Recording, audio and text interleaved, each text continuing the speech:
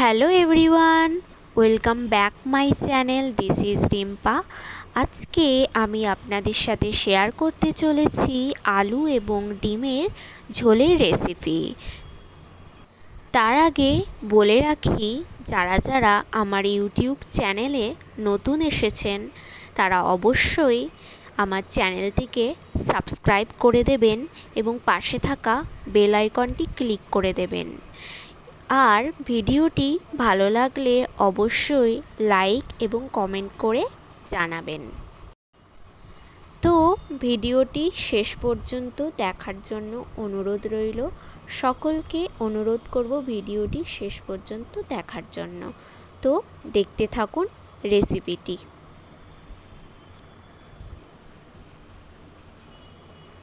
প্রথমে আমি রসুন, আদা, টমেটো এবং পেঁয়াজ কুচিয়ে নিয়েছি।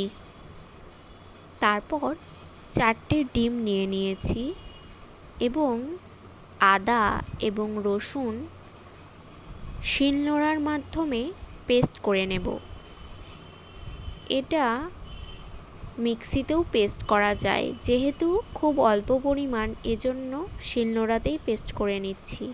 তারপর গ্যাসের একটি সাইডে জল গরম করতে দিয়েছি এবং এর মধ্যে আলু কুচিয়ে নিয়েছি এবং ডিম দিয়ে দিচ্ছি সেদ্ধ করার জন্য।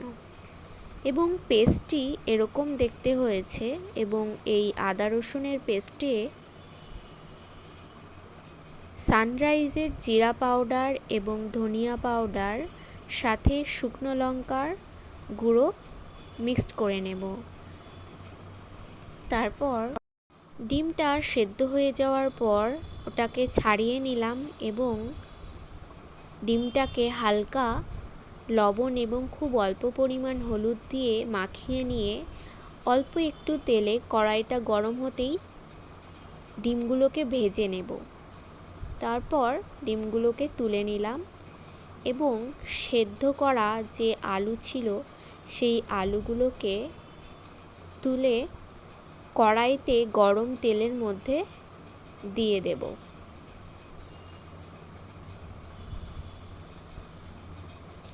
সবগুলো আলু এইভাবে কড়াইয়ের মধ্যে দিয়ে ভালো করে ভেজে নিতে হবে।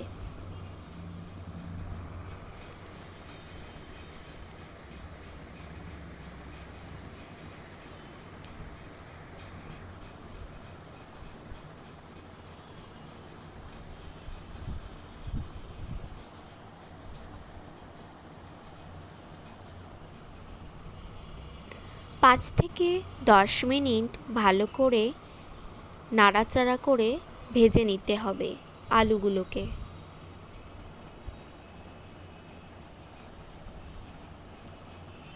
তারপর আলুগুলো ভেজে নেওয়ার পর তুলে নেব কড়াই থেকে। তারপর কড়াইতে আরও একটু তেল দিয়ে দেব। তারপর তেলটি গরম হওয়ার পর জিরা দিয়ে দেব কড়াইয়ের মধ্যে। তারপর টমেটো, পেঁয়াজ কোচানো যেগুলো ছিল সেগুলো দিয়ে দিলাম এবং যে পেস্টটা ছিল সেই পেস্টটাও এর মধ্যে দিয়ে দিতে হবে।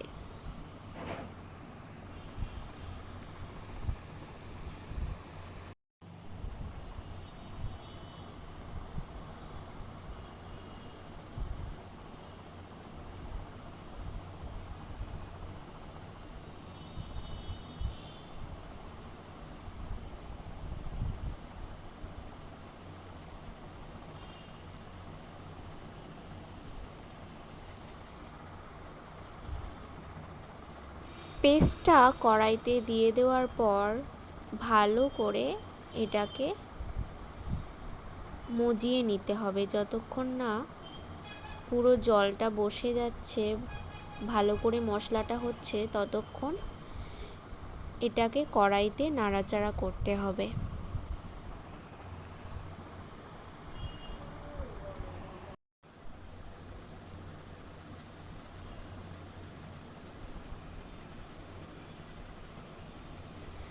ভালো করে মশলাটা করে নেওয়ার পর ওর মধ্যে আমি প্রায় 500 গ্রাম মতো জল দিয়ে দিয়েছি।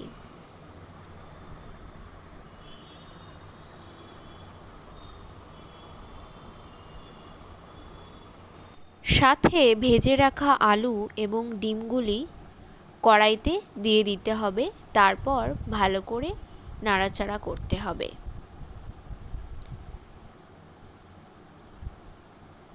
কিছুক্ষণ ফোটানোর পর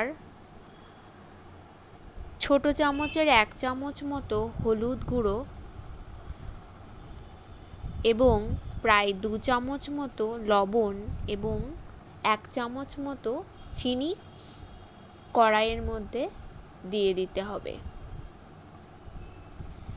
তারপর কড়াই থেকে 2 কি 3 পিস আলু নিয়ে ভালো করে ওটাকে পেস্ট করে নিচ্ছি, কারণ এই আলু এবং অল্প একটু ঝোল পেস্ট করে কড়াইয়ের মধ্যে দিলে কড়াইয়ের ঝোলটা অনেক সময় জলের মতো হয়, কিন্তু সেটা জলের মতন তখন আর হবে না। এটা ওই কড়াইতে মিশিয়ে দিলে মাখো মাখো একটা ঝোল তৈরি হবে। তারপর কড়াইয়ের মধ্যে 1 চামচের কম প্রায় হাফ চামচ মতো সানরাইজের শাহি গরম মশলা মিক্স করে নিতে হবে এবং তারপর ডিম এবং আলুর ঝোলটি ফাইনালি রেডি হয়ে যাবে এবং রেডি হয়ে যাওয়ার পর এরকম দেখতে হবে। তো আজকের মতো এই পর্যন্তই। আশা করি আপনাদের ভিডিওটি ভালো লাগবে এবং ভালো লাগলে অবশ্যই কমেন্ট করে জানাবেন। তো আজকের মতো এই পর্যন্তই।